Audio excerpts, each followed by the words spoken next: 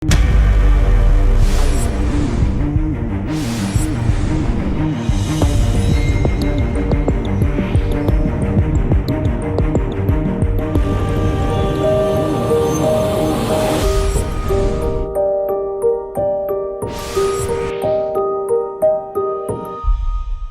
वालेकुम नाज़रीन, programme tax के साथ मैं हूं जलीबी। नाज़रीन, आज भी हमारे प्रोग्राम का जो टॉपिक है वो है पंजाब रेवेन्यू अथॉरिटी और आने वाला पंजाब का बजट, वो किस तरह बेहतर हो सकता है। टैक्स कवानीन में, टैक्स हार्मनी में, सिंगल स्टेज टैक्स पे जो पंजाब रेवेन्यू अथॉरिटी ने एक तजर्बा किया वो कैसा रहा, और इस बजट में क्या क्या खुशखबरियाँ हैं लोगों के लिए और क्या बेहतर तजवीज़ दी जा सकती हैं। नाज़रीन, इससे पहले कि मैं अपनी गुफ्तगू का आगाज़ करूँ, छोटी सी रिपोर्ट देखते हैं, उसमें माहिरीन क्या कहते हैं। आज broadening of tax base PRA के ऊपर मुझे दावत दी गई है बात करने की। तो मेरी इसमें सबसे बड़ी गुजारिश तो ये है कि जो हमारा एक सबसे बड़ा सेक्टर एग्रीकल्चर का है उसको टैक्स से दूर रखा गया है। इसमें अगर देखा जाए तो सर्विसेज की मद में सब तकरीबन 45% जो हिस्सा है वो हमारी टोटल पॉपुलेशन का वो ज़राअत के ऊपर डिपेंड करती है। इसके अलावा जो बाकी 20% है वो आ जाती है अदर सर्विसेज में। लेकिन अगर इसको देखा जाए तो इसमें जो टोटल हमारी जो ज़राअत की सर्विसेज हैं वो सिर्फ 1% से भी कम हैं। इस तरह जब तक ये टैक्स बेस नहीं बढ़ाया जाएगा, टैक्स को ब्रॉडनिंग नहीं किया जाएगा, सर्विसेज को आगे प्रमोट नहीं किया जाएगा, तब तक ये मुमकिन नहीं है कि ये हमारा PRA में इसका रेवेन्यू में कोई इजाफा हो सके। क्योंकि सर्विसेज का जो 45% है ये सिर्फ़ और सिर्फ हम अर्न करते हैं हमारी एग्रीकल्चर पॉपुलेशन से। तो दूसरा इसमें जो एडवांस टैक्स है उसमें 10 से 15 एजेंसियाँ ऐसी बनाई जाएं जो पूरे मुल्क का इजनास उसकी ख़रीदारी करें ज़िम्मेदारों से, और उसके बाद वो जब वो उसको ख़रीदारी करें तो उसके ऊपर विद होल्डिंग टैक्स जो फेडरल गवर्नमेंट का है उसको प्रोविंशियल गवर्नमेंट चार्ज करे, जिसका रेट बहुत ही नॉमिनल होना चाहिए। तो इसके बाद अगर इस तरह से करेंगे तो हमारे पास खुद ब खुद जो नंबर ऑफ़ केसेस हैं वो बढ़ते चले जाएंगे।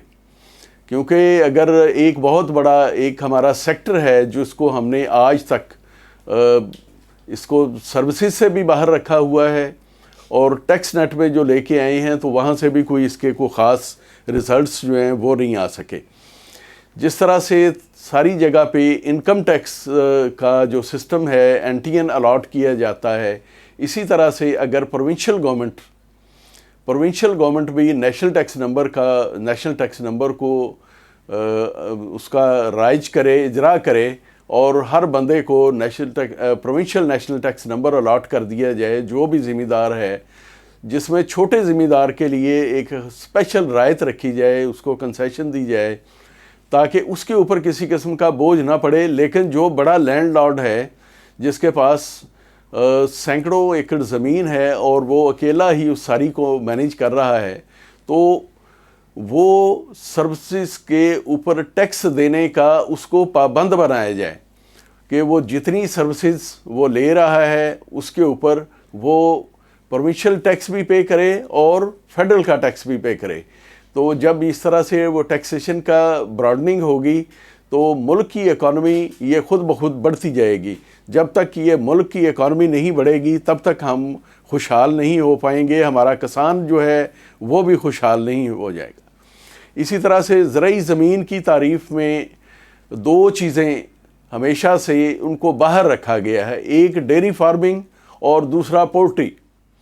इन दोनों की ज़राई एग्रीकल्चर डेफिनेशन को जब हम अगर इसको चेंज किया जाए तो उसके अंदर इसको भी ऐड किया जाए।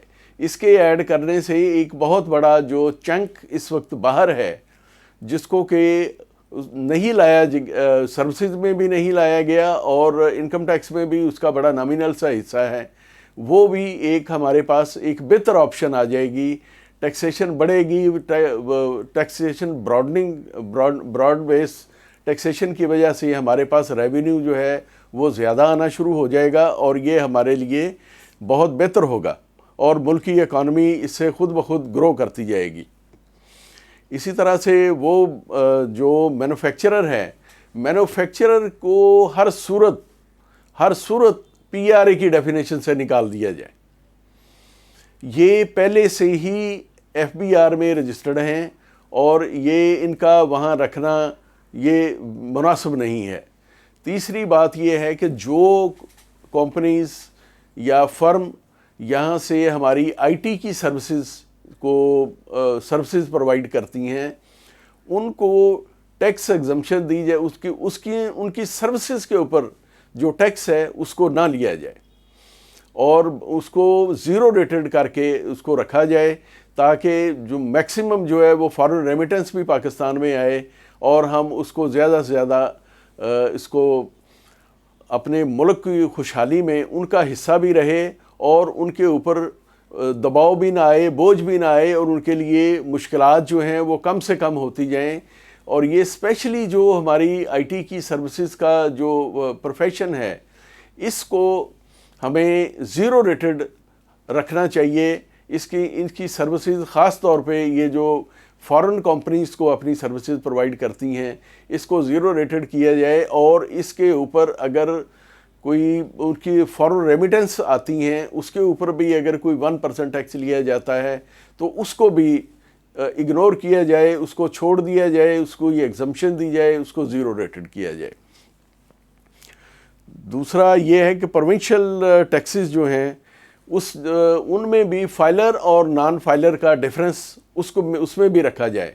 اس طرح سے جو فائلر ہیں وہ انکریج ہوں گے اور جو نان فائلر ہیں وہ ڈسکریج ہوں گے۔ اس ریٹ کا جو فرق ہے اس کو بھی ہمیں بہتر کرنا ہوگا۔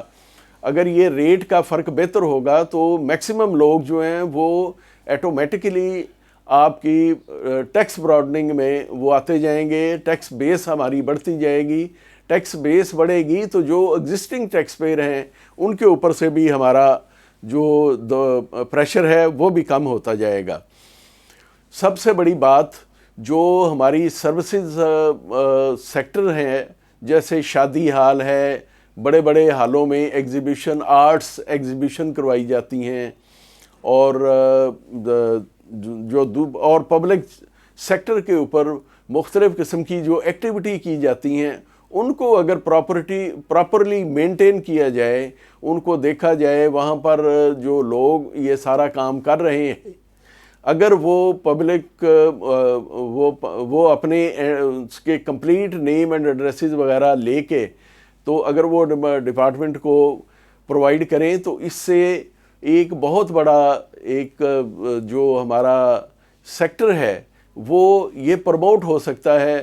جو ہماری شادی ہال وغیرہ ہیں، آرٹس گیلریز ہیں، آرٹ پبلک کی گیدرنگ ہے، اور اس کے علاوہ جو پبلک مقامات پر مختلف قسم کا جو ڈیٹا ہے اس کو اکٹھا کیا جائے تو اس سے بہت سی ایسے ٹیکس پیئر ڈیٹیکٹ ہوں گے جو ابھی تک اس ٹیکس بیس میں آئے نہیں، جن کو آنا چاہیے تھا۔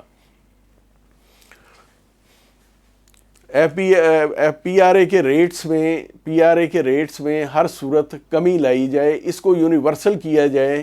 یہ جس طرح سے ہمارا جتنے صوبے ہیں ہر ایک نے، جیسے ہمارا بلوچستان ہے، خیبر پختونخوا ہے، پنجاب ہے، سندھ ہے، آزاد کشمیر ہے، گلگت بلتستان ہے، ان سب نے اپنے الگ الگ ریٹس جو ہیں وہ رکھے ہوئے ہیں۔ تو ان سب کا جو ریٹ ہے اس کو یونیورسل ہونا چاہیے۔